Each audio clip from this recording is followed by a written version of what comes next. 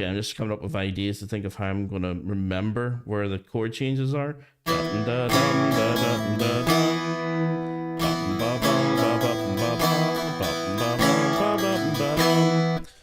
you can go overboard with chords, guys, as you'll see. I'm going to swap back to the desktop just to show you the wrong thing to do when it comes to too many chords. I have an open up just MuseScore here. I just want to show you what can happen if you try to over-harmonize and try to make the harmony perfect for fitting the melody all the time. Any chord that's in red here should not really be there. It's too much. Well, I'll let you guys hear it. I shouldn't prejudice it and let you guys actually hear it and tell me what you think.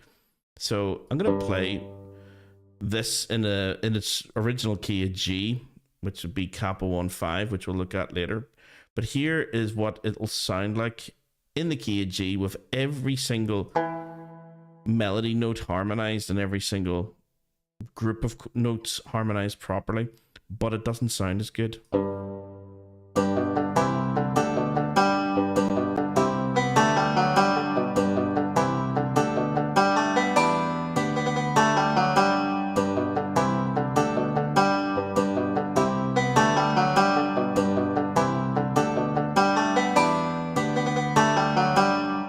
It's too regimented, you know, on the beat. That's not the job of the accompanist. You're meant to sort of provide a wee bit of rhythmic interest in there as well. People's feet and clapping hopefully will be providing the pulse. You don't have to be changing on every single beat. So it's a wee bit too much, you know, having the...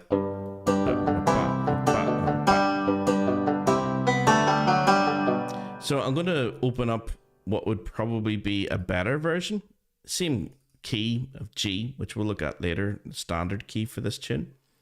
You can tell that I don't know it because it's not really a whistle tune. It's like it's a wee bit out of the range. It's quite a bit out of the range of the whistle.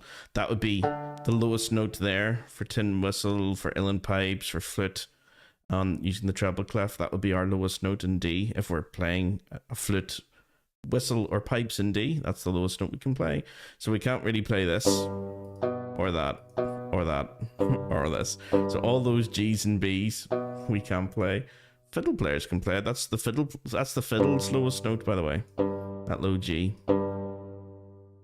Okay, so here it is with most of those chords taken out. Just sounds a wee bit more. It has a bit more life and can breathe a bit more.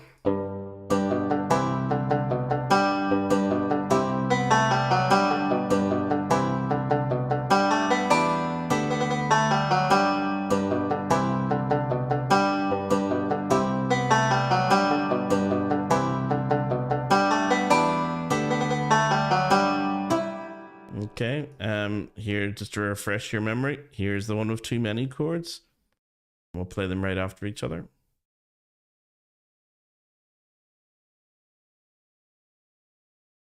Here we go.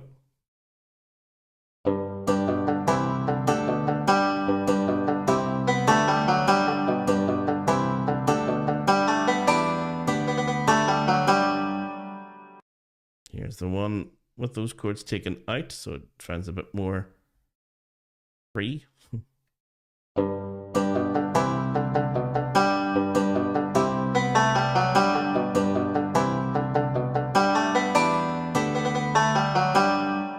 So hopefully you're noticing the difference, that there's quite a large gap here, just to let the music breathe a little bit more.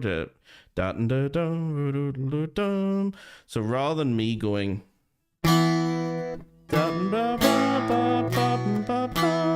I'm going, so I'm following this pattern just transposed into the key of E major. I'm letting all these spaces come out. And even if we zoom in here, you'll see that we've got a D sus4 chord here. The notes involved in that are D, G, and A. B is in the melody.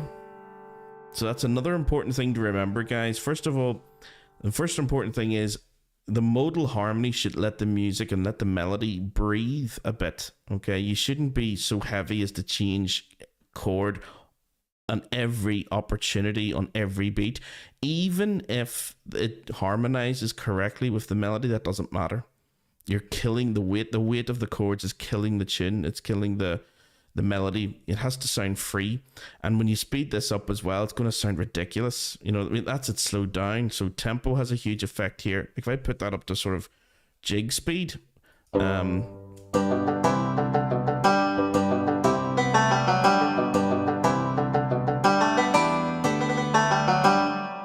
actually sounds the way, that's probably around about the speed that you would have it at, is around about 120. So it sounds fast enough. The chord changes actually still even sound a wee bit heavy, especially coming up to cadences where you have quite a few, at the end of the phrase, you have quite a few chord changes. So if we just close that and open the other one and put it to 120, you'll hopefully hear how ridiculous it sounds with, you know, so many chord changes. It shouldn't be like this at all. If I zoom into that, hear it from the beginning.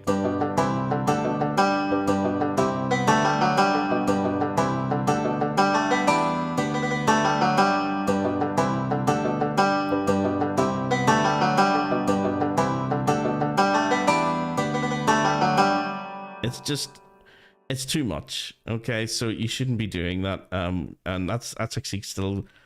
There are sessions where you could play the tune even faster than that. So you'd be changing. Your hand will be going all over the place.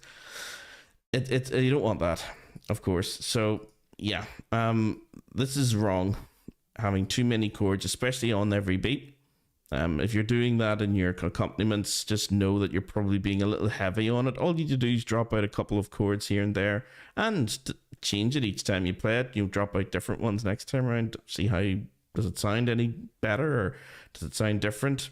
People will say, well, that's a nice arrangement that you're using this chord first time around and then this chord progression the second time around. You think, well, it's actually, I learned it with everything and then took stuff out. So yeah, that's the first thing. Do make sure that you let the melody come through where it's not just chopping and changing all the time, even if it harmonizes with the melody. And the second thing you'll find as well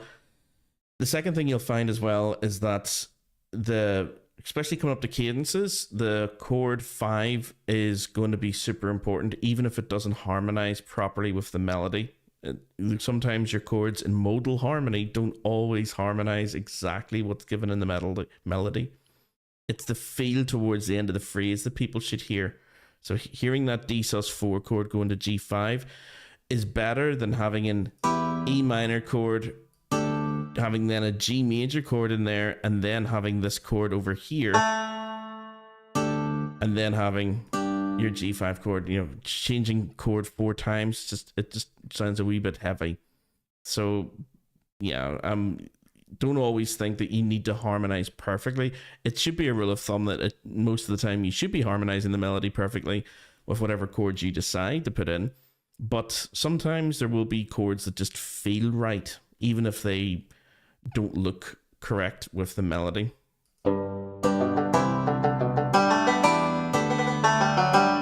Yeah. You're having that dumb. Oh, I suppose it would be if it was up here. Yeah, so that would be.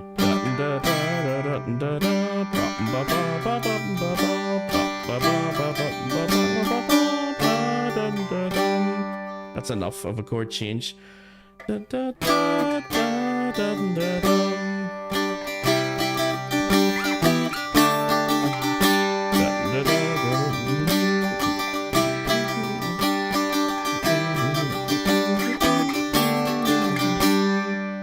enough, I think, of enough chord changes for one section. Anyway, I just wanted to show you guys that, just so that you're aware that not every time you make a decision to harmonize the melody in a certain way that it needs to be absolutely perfect. Okay, you need to take into account the overall feel of the tune and make sure that you have a feel of close, that, you know, when it comes up to the end of a section, that the harmony does feel like it's sounds like it's either finished or it sounds like it's about to go somewhere. You know, there's a purpose, there's a function to the chords. You're not just putting down this chord because it harmonizes the 3 notes underneath it perfectly, or you're putting down the next chord because it harmonizes the next 3 notes. You've got to think of it more in terms of how does each chord fit to the pattern that it's in and overall harmony. Okay, so that's more important, I think, anyway.